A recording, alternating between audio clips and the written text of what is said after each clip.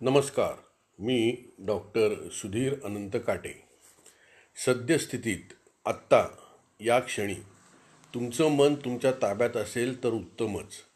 म्हणजे मी सांगतोय ते, दाखवतोय ते तुम्ही ऐकत आणि पाहत असाल तर छानच. अष्टांग योगाची पहिली पायरी म्हणजे यम. त्यामधील अहिंसा, सत्य, अस्तेय, ब्रह्मचर्य, अपरिग्रह या क्रिया आपण करतो का हे पाहिलं पाहिजे. त्यानंतर नियम म्हणजे शौच, संतोष, तप, स्वाध्याय, ईश्वर प्रणिधान. हे सर्व किंवा यातील काही तत्व अंगीकारून मनोभावे त्यांचं पालन करतो का हे पाहणं आणि त्यानुसार वागणं जरुरीचं आहे. ह्या शब्दांच्या गर्भित अर्थ समजून घेतले तरी मनाला समाधान मिळते. त्यामुळे आपण दुसऱ्यांना, सजीव निर्जीवांना आणि आपल्या स्वतःला आपल्यामुळे त्रास होणार नाही असे वागतो. ते समाधान अद्वितीयच. पण ह्या यमनियमांची काहीच माहिती जर नसेल तर दुसऱ्याने तुमच्या मनासारखं वागावं असं स्वतःला वाटू देऊ नये. उगाच दुःख अंगावर घ्यायचं काम. आधी आपलं मन आपल्या ताब्यात ठेवावं. वर सांगितलेल्या यमनियमादींच्या क्रिया जमल्यास इतरांना त्यांचं मन ताब्यात कसं ठेवावं यासाठी सांगाव्यात आणि नंतर त्यांनी तुमच्यासारखं वागावं अशी अपेक्षा ठेवावी. मन लागणे, मनासारखं न होणे, मनात काय आहे, मन कवडा आहे, इत्यादी इत्यादी अनेक वाक्य आपण म्हणत असतो, ऐकत असतो. मन ही संकल्पना जाणून घ्यायची असते. मन दिसू शकत नाही, स्पर्शून समजत नाही. आयुर्वेदाने मनास 11वं इंद्रिय मानलेलं आहे. मन, आपलं शरीर जसं एका ठिकाणी एका जागी आहे तसं ते तिथेच राहावं असं म्हटलं जातं. त्याला भटकू देऊ नये, म्हणजे मनुष्य स्वस्थ राहतो. कमीत कमी विचार असले म्हणजे मेंदूलाही विश्रांती मिळते. वर्तमानात मन राहिलं पाहिजे, ठेवलं पाहिजे.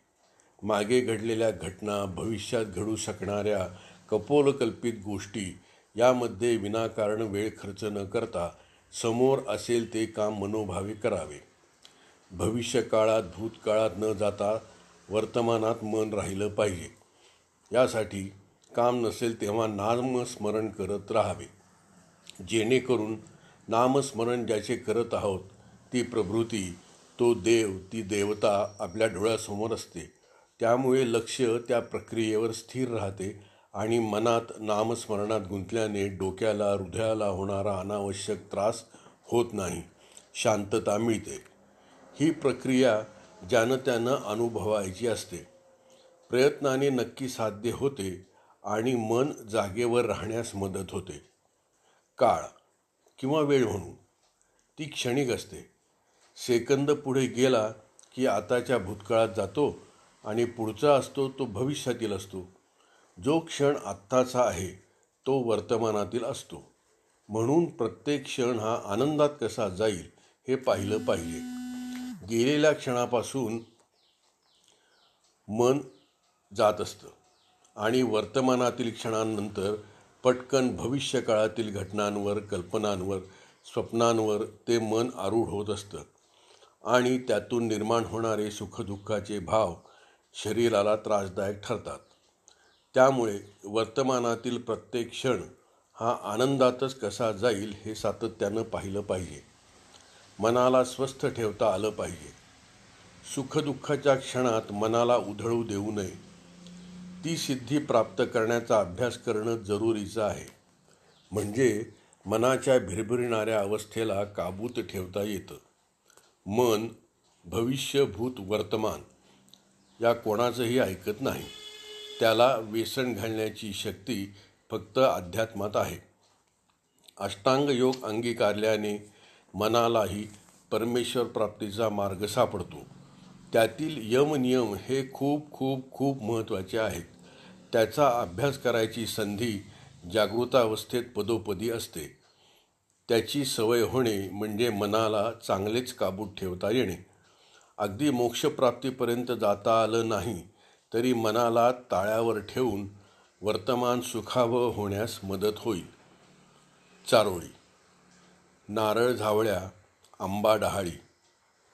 नारळ झावळ्या आंबा डहाळी दारी केळीचे खुंट स्वागत गणपतीचे. दारी केळीचे खुंट स्वागत गणपतीचे. दुर्वा तुळस पान जास्वंद पूजेला. दुर्वा तुळस पान जास्वंद पूजेला. उकडीचे मोदक त्याच्याच आवडीचे. उकडीचे मोदक त्याच्याच आवडीचे.